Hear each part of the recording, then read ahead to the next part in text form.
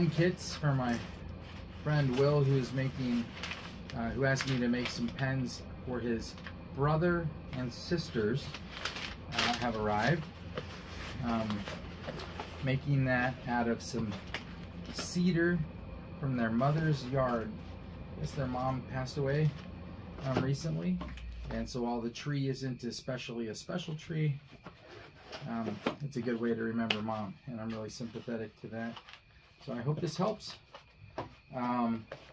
They have chosen a combination of some the 30 caliber bolt action pen kit and the Faith, Hope, Love pen kit.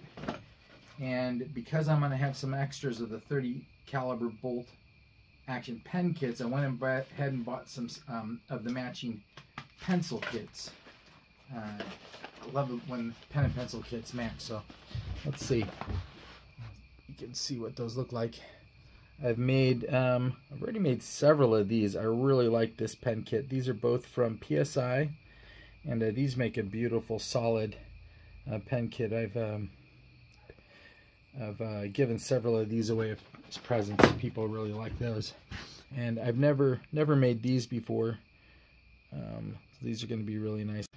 You know, you can tell in the pictures, the middle part of these, the flag, the camo, those are all blanks typically that someone buys somewhere, much like you're seeing in the videos that I've been making so far. I have never bought a pen blank.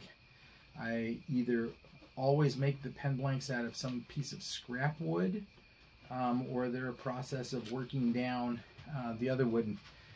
This piece right here, for instance, this probably started off as a longer cutting board piece of cherry. Eventually, as this gets smaller, that's going to be pen blanks. So, like most of us, no wood's going to waste, and as long as I can make pen blanks out of the scraps in my shop, I'm not going to be buying any. You may have noticed that all three of these sets I bought, even though I don't need 9, 10 pens and pencils for this project.